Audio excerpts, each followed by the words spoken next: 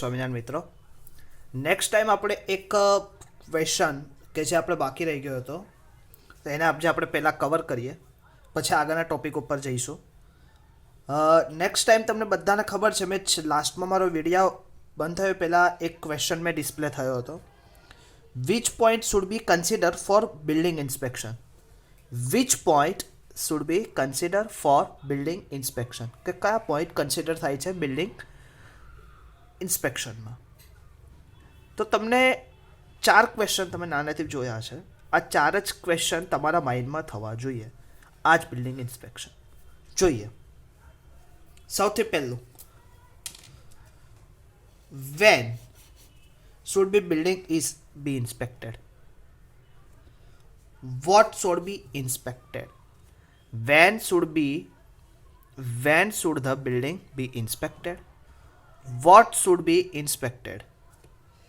At what level of deterioration of components should be replaced? At what level of deterioration of components should be replaced or repaired? ખ્યાલ પડે છે, બહુ જ easy question છે અને જીટીયુમાં પૂછાયેલો ક્વેશ્ચન છે. Which point should be considered for building inspection?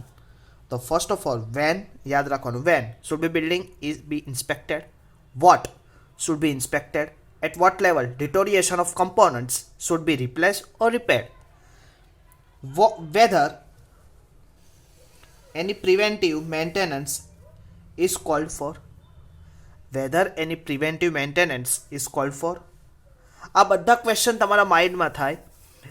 That's point should be consider of building inspection. Clear? કોઈ બીજું કોઈ અઘરી વસ્તુ જ નથી. તમે જો, કોઈ અઘરી એવી વસ્તુ જ નથી કે હું તમને સમજાવતો હોઉં. ક્લિયર? આપણે જે પ્રેક્ટિકલી જોઈએ છીએ એ જ વસ્તુ અહીંયા થિયરિટિકલ આપણે લખીએ છીએ. ક્લિયર? એટલે ખાસ વિદ્યાર્થી મિત્રો, which point should be consider for the building inspection? When should the building be inspected? What should be inspected? At what level of deterioration a component should be replaced or repaired? Whether any preventive maintenance is called for? કોઈ preventive idea ખરો? કોઈ method ખરી? હા, તો એ કઈ method કે જે ઉપરના ક્વેશ્ચન છે, વેન શુડ બી બિલ્ડિંગ ઇન્સ્પેક્ટેડ, જરૂરી છે? હા કે ના? વોટ શુડ બી ઇન્સ્પેક્ટેડ, શું કર્યું છે, કરવા જેવું ખરું? હા કે ના? At what level deterioration of components should be replaced or repaired? Replace કરવું પડશે એ કમ્પોનન્ટને કે રિપેર કરવું પડશે? રિપ્લેસ એટલે કે એની જગ્યાએ કંઈક નવું બીજું, અને રિપેર એટલે કે એ જ જગ્યાએ એની હયાતીમાં એનું rehabilitation. Clear? Whether any preventive maintenance is called for, કે કોઈ પ્રિવેન્ટિવ મેન્ટેનન્સ કરવાની જરૂર ખરી, કે પિરિયોડિકલ મેન્ટેનન્સ કરવાની જરૂર ખરી? યસ યા નો? ક્લિયર? તો which is a main point should be consider for building inspection. Okay મિત્રો, નેક્સ્ટ આપણે જોઈએ ઇન્સ્પેક્શન રિપોર્ટ હેલ્પ્સ ઇન. કે હવે તમે ઇન્સ્પેક્શન કરી દીધું, હવે ઇન્સ્પેક્શન રિપોર્ટ આપણને હેલ્પ શું કરે? તો કે inspection report helpful preparation of a need based estimate of annual special extraordinary repair for building. Prepare estimate, need based estimate કેવું છે? જરૂરી એવું એસ્ટિમેટ કે જે annual special extraordinary repair અને બિલ્ડિંગની શું કરે? આપણને કરવા જેવું છે એની અગાઉથી આગમચેતી રૂપે જાણકારી આપે. Preparation of programme for undertaking major repair. Preparation of programs for undertaking major repairs. A regular inspection prevent unaccepted breakdown of a building. A regular inspection prevent એટલે કે જો તમે રેગ્યુલરલી ઇન્સ્પેક્શન થતું હોય બિલ્ડિંગનું, રેગ્યુલરલી એમાં કઈ ખામી છે, પ્રિવેન્ટિવ, સ્પેશિયલ, પિરિયોડિકલી એનું ઇન્સ્પેક્શન જો થતું રહેતું હોય તો મિત્રો અનરિઝનેબલી ક્યારે અનએક્સેપ્ટેડ આપણા માઇન્ડમાં ના હોય ને સવારે ઉઠીએ કે બિલ્ડિંગ પડી ગયું એવું જાણવા મળે નહીં. ખબર પડી? આપણે પણ એને ઇન્સ્પેક્શન જ નથી કરતા, એનો કોઈ આપણે એ જગ્યાએ જઈને આપણે એની મુલાકાત જ નથી કરતા. એન્જિનિયરો એટલા બધા બેકાળજી રૂપે થઈ જાય તો 2-5 વર્ષ ત્યાં જોવાનો જ એને ટાઈમ નથી રહેતો. તો એના લીધે શું થાય છે, એ વસ્તુ અનએક્સેપ્ટેડ કે જેનો કોઈ કલ્પના જ ના કરી હોય એવી વસ્તુ થઈ જાય છે. તમે લોકોએ ઘણી વખત જોયું હશે, અને જે અમદાવાદના છે એને ખાસ ખબર હશે. આવી બધી જે માહિતીઓ હોય મિત્રો એ આપણે જરૂરી છે આ સબ્જેક્ટ ભણતી વખતે. અમદાવાદમાં એવી બે ઘટનાઓ થઈ. એક ઘટના કે ધાબાનું કાસ્ટિંગ થયેલું, ક્યોરિંગ આપણે કાસ્ટિંગ થઈ ગયું. હવે એની ઉપર જે ડ્યુરિંગ ધ કાસ્ટિંગ પીરિયડ આખું ધાબુ કે જે આપણે પ્રી ફેબ્રિકેટેડ કરેલું હોય સ્કેલ ફોલ્ડિંગના મદદથી આખું ઢળી પડ્યું. નેક્સ્ટ આ તો થયું, ચલો ઓકે. બીજું, G+3 બાંધકામો આપણે કરીએ છીએ. આ G+3 બાંધકામો આપણે એટલા એન્જિનિયરો એક્ઝિક્યુટિવ લેવલથી લઈને assistant, additional assistant, junior engineer, એક ચેન હોય છે, બધાને સંભાળવા આપેલા હોય. એમાં junior engineer is a comfortably એને એક રેકોર્ડ કરી દીધું હોય કે તમારે આ 5 સાઇટ છે એ તમારા હેન્ડઓવરમાં. હવે એ બી કઈ વસ્તુ જોવા નથી આવતા. અનએક્સેપ્ટેડ રાત્રે 10:30 બારામાં ત્યાં એક ફ્લેટ G+3 ઢળી પડે છે. પછીથી બધા આપણે રિપોર્ટિંગ કરીએ, પછી ઉપરથી કમિટી બેસીને એની ચર્ચાઓ કરે. એ ચર્ચાઓનો કોઈ દિવસ બહાર આવતી. પણ રિપેર સબ્જેક્ટ એવો છે કે એ દરેક એન્જિનિયરને શીખવવામાં આવે છે. પણ તમને ખ્યાલ આવે કે that is a elective subject. મિત્રો ખાસ એક વસ્તુ કે આ સબ્જેક્ટ અમે પસંદ કર્યો છે એની પાછળનો એક મોટો હતો કે એટલીસ્ટ મિત્રો તમને કઈ ટાઈપ્સનું રિપેર જરૂરી છે એ તમને ખબર પડે. કેમ કે અત્યારે તમને બધાને ખબર છે ડે ટુ ડે નવા ઇનોવેશન ને બાંધકામો થતા જાય છે. પણ આ બાંધકામો આગળ જતાં લાઈફ ઓફ પીરિયડમાં કંઈક મેન્ટેનન્સ માંગશે. યસ યા નો? કે મેન્ટેનન્સ માંગશે. તો આ મેન્ટેનન્સ માટે એટલીસ્ટ તમે મેન્ટેનન્સ, રિપેર, રિહેબિલિટેશન જો સબ્જેક્ટને ભણ્યો હશે, કંઈક ઇન્ટરેસ્ટ લીધો હશે, તો એ જગ્યાએ તમારું કોઈક વસ્તુ તમે આપી શકશો સમાજમાં. ઓકે, તો નેક્સ્ટ આપણે જોઈએ હજી unaccepted economic life of the building under normal occupancy is considered to be below. Accepted economic life એટલે કે એક બિલ્ડિંગની એક લાઈફ હોય. જ્યારે આપણે એની ડિઝાઇન કરતા હોય ત્યારે એક ઇકોનોમિક લાઈફ આપણે ડિક્લેર કરેલી હોય કે જરૂરી છે. હવે આપણે કપડાં લેવા જઈએ તો કપડાં લેવા માટે આપણે એક નક્કી કરેલું ગેરંટી. ઇલેક્ટ્રિક વસ્તુ લેવા જઈએ તો ગેરંટી, વોરંટી લઈએ છીએ. તો તેવી જ રીતે એક બિલ્ડિંગ આપણે આટલું મોટું સ્ટ્રક્ચર કરીએ 50 માળ, 10 માળ, 7 માળ, 22 માળ, 25 માળ, તો એની પાછળની આપણે ગેરંટી તો જોઈશે જ ને. કે જે આપણો ડિઝાઇન કરેલ સ્ટ્રક્ચરલ હોય, હવે સ્ટ્રક્ચરલ એન્જિનિયરે ડિઝાઇન કરી હોય તો જે એનો માલિક બિલ્ડર હોય તો એક એક્સેપ્ટેશન તો રાખશે. તો કે accepted economic life of the building under normal occupancy is consider below. Monumental building હોય તો કેટલી 100 યર્સ. આરસીસી ફ્રેમ બિલ્ડિંગ કે જે અત્યારે આપણે બધા રહીએ છીએ that is 75 years. Load bearing construction તો કેટલું આવશે 55 years. Semi permanent structure 30 years and purely temporary structure 5 years. તો કે આ એની બધાની શું છે ઇકોનોમિક લાઈફ. એટલે ખાસ યાદ રાખજો, જો જીટીયુ હજી પણ આવતા સેમમાં MCQ ટાઈપ્સ ક્વેશ્ચનના એક્ઝામ લેવા તરફ જતી હોય તો આપણે અત્યારથી જ બી પ્રિપેર રહીને આ વસ્તુને ધ્યાને લેવું જોઈએ. ક્લિયર? તો તમને પૂછાય economic life of monumental building 100 year, economic life of RCC frame building 75 year, economic life of the load bearing construction 55 year, economic life for semi permanent structure 30 years. તમને 4 ઓપ્શન આપી દીધા હોય 100, 75, 30 એટલે બધું સરખું લાગે, ભેગું થઈ જાય. પણ આપણે પ્રોપરલી જોયું હોય તો આપણને ખબર પડે. ઓકે મિત્રો, તો નેક્સ્ટ આપણે આજે હવે જોવું છે સૌથી અગત્યનો ક્વેશ્ચન કે પ્રિવેન્ટિવમાં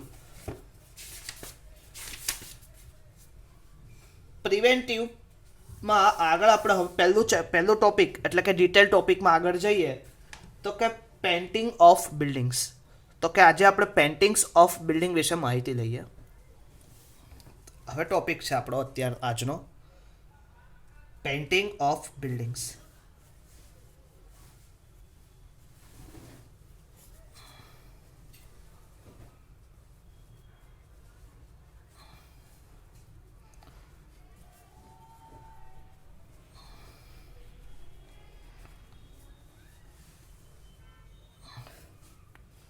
હવે થોડુંક આપણે પહેલાં સમજી લઈએ કે painting is very important and costly activity painting કેવી છે? Very important and costly activity for maintenance of a building.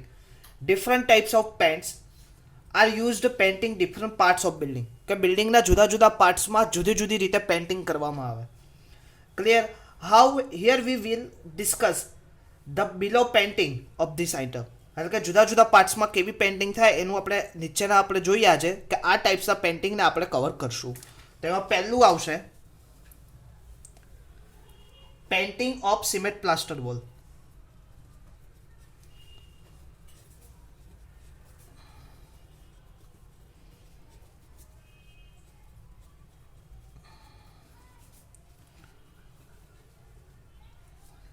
Second, painting of timber door and window.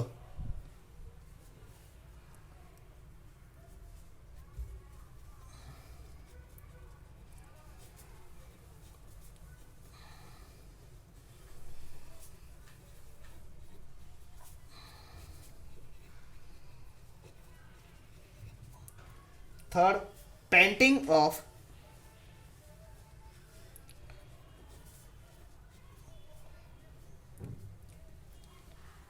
iron and steel grill, gates, etc.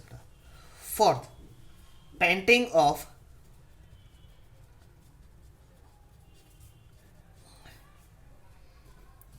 galvanized iron sheets, acrylic sheet, et cetera. તો કે total આપણે painting of building is very important. હમણાં જ વાત કરી કે painting of building is very important and costly activity of maintenance. Different types of paints are used painting different parts of building. Different ટાઈપ્સના paint હોય એ different ટાઈપ્સના paint એ ડિફરન્ટ પાર્ટ ઉપર બિલ્ડિંગમાં જરૂરી લાગે છે. એમાંથી આપણે કેટલા ભાગ લઈએ છીએ? તો કે painting of cement plaster wall. કઈ વોલ ઉપર? Cement plaster wall. Painting of timber door window, painting of iron steel grill, gates etcetera, એટલે કે બીજા જે સ્ટીલ કમ્પોનન્ટ્સ ઉપર, સિમેન્ટ પ્લાસ્ટર આરસીસી ઉપર, ટિમ્બર એટલે કે લાકડાની ચીજ વસ્તુ ઉપર, લોખંડ સ્ટીલની ચીજ વસ્તુ ઉપર, and galvanise seat and acrylic seat, એટલે કે જે રૂફટોપ એરિયા એની ઉપર જે કલર થાય એ. Painting of GI sheet and AC sheets. તો કે એટલી વસ્તુને આપણે શું કરવાનું હોય છે? કવર કરવાનું હોય છે. હવે મિત્રો એક વસ્તુ સમજીએ કે nowadays people have become more conscious of beauty, brightness, aesthetics. Moreover, today's building tends to be tall and we need more durable paint. એટલે કે શું જરૂર પડે કે જે અત્યારના બિલ્ડિંગ બધા કેવા છે? Tall structure. And we need more durable paint. For this building, many people want to luxurious sitting in the building. Paint industry has also risen up to exploit this demand. એટલે કે હવે આ વસ્તુનું શું? પેન્ટનું બધાને એકબીજા જુદા જુદા ટાઈપ્સના પેન્ટ મળ્યા. પહેલાં તો હું એક ચૂનો પાથરી દેતા આપણે મિત્રો. ખબર જ છે કે બિલ્ડિંગ તૈયાર થયું નથી, ચૂનો પાથરવાનો નથી. એટલે બહારની પછી આપણે જે ગ્રીલ હોય તો ત્યાં ઓઇલ પેન્ટ વાપરી દેતા. આપણી પાસે બીજું કોઈ ઓપ્શન નહોતું. પણ હવે આપણા બધાની સ્ટાઇલ બધી લક્ઝુરિયસ સ્ટાઇલની થઈ ગઈ. લક્ઝુરિયસ સ્ટાઇલની થઈ ગઈ એટલે કે પ્રિન્ટ ઇન્ડસ્ટ્રી, પેઇન્ટિંગ ઇન્ડસ્ટ્રી એટલે કેમિકલ એન્જિનિયરિંગનું કંઈક ને કંઈક નવા ઇનોવેશન થતા ગયા, કંઈક ને કંઈક નવું આવતું ગયું. એના લીધે આપણી માંગ વધતી ગઈ. તો એના લીધે આજે paint industry has also risen up to exploit this demand. As the labour cost of painting is gone off. હવે જેમ આપણે વસ્તુ કહીએ હવે કે પહેલાં આપણે ઘરે વાત થતી હોય કે પહેલાં અમે 10 રૂપિયા વાપરતા. આજે હવે આપણે વાત કરીએ કે આજે 10 રૂપિયામાં કઈ આવે? તો કે આજે 100 રૂપિયા આપણે લઈને જઈએ તો 100 રૂપિયા રાત્રે જઈને આપણે પૂરા થઈ જાય. તો એવી રીતે લેબર કોસ્ટમાં બી એવી જ વાત છે કે પહેલાં જે લેબર થતું હતું અને આજનું લેબર એમાં એનું શું થયું? Grown up, risen up.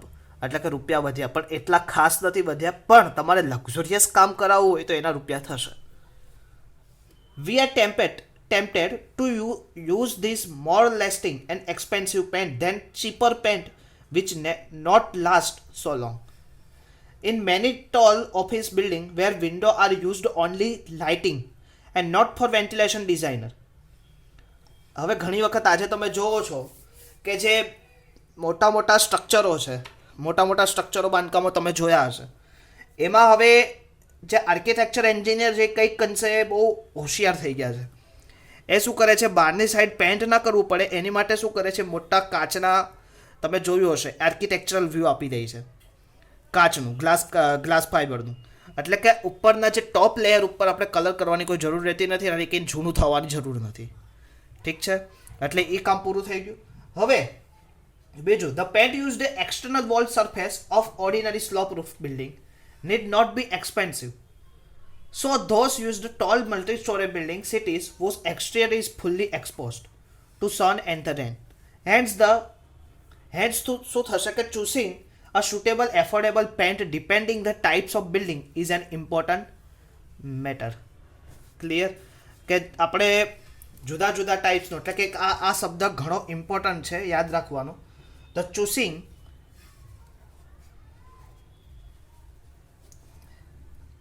a suitable and affordable, એટલે કે બજેટમાં આવે affordable paint depending on the type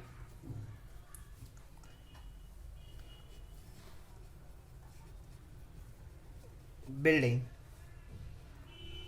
is an important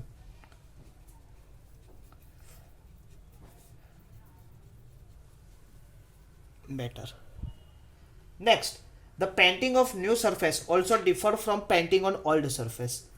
હવે યાદ રાખજો, હવે આ પોઈન્ટ ઉપર હમણાં આપણે હવે આગળનો આખો લેક્ચર જશે.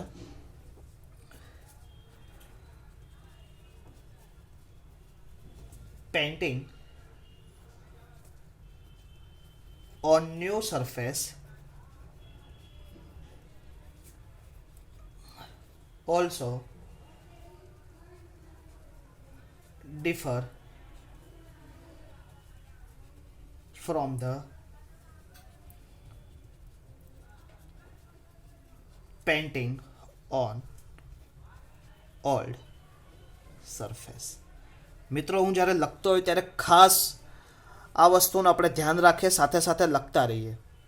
The painting on new surface also differ from the painting on old surface. Clear? In both cases preparation of surface before painting is important.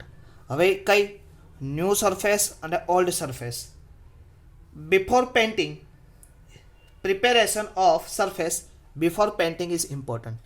મૂળ આપણે સરફેસ પ્રિપેર કરવી એ અગત્યની છે. શેમાં? Paintings of building. ક્યારે? પેઇન્ટિંગ કર્યા પહેલાં. એ પછી ઓલ્ડ સરફેસ હોય કે ન્યૂ સરફેસ હોય, એને તમારે surface preparation is already done before paint. Clear? હવે તમને ખાસ એક વસ્તુ, reference.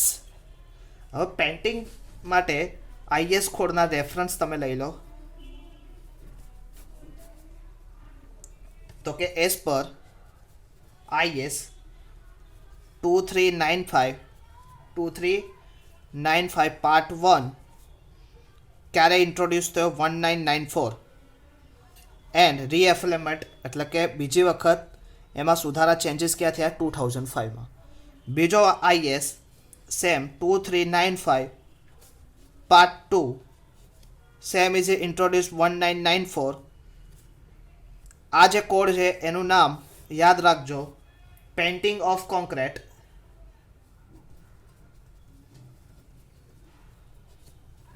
Painting of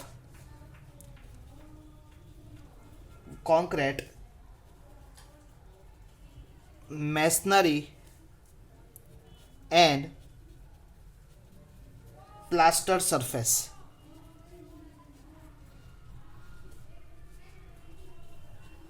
code of practice. જેવી રીતે તમે DRCSમાં IS 456 યુઝ કરો છો તેવી જ રીતે મિત્રો આમાં એટલે કે પેઇન્ટિંગ ઇન્ડસ્ટ્રી માટે એટલે કે પેઇન્ટિંગ વિશે જાણકારી માટે તમારે આ કોડને રિફર કરવો પડે. તો કયો? Reference IS 2395 part 1 1994, IS 2395 part 2 1994. એટલે કે એનું નામ painting of concrete, masonry, plaster surface code of practice.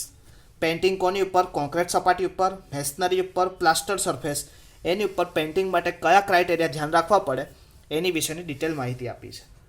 મિત્રો હવે નેક્સ્ટ લેક્ચરમાં જ્યારે આપણે આવશું ત્યારે સરફેસ કેવી રીતે ક્લિયર કરવી, which point to be considered for painting on old surface, methods of removal of mould, moss, algae, fungus et cetera, કે કેવી રીતે એને રિમૂવ કરવું, એની જુદી જુદી મેથડો વિશે આપણે ડિટેલ ચર્ચા કરશું.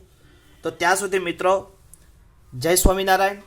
અને આગળના લેક્ચરમાં કોઈ ક્વેરી હોય તો ખાસ મિત્રો કોલ કરો અને એના વિશે તમારા ડાઉટ સોલ્વ કરો. ઠીક છે? તો નેક્સ્ટ લેક્ચરમાં ફરીથી મળશું. ત્યાં સુધી જય સ્વામિનારાયણ.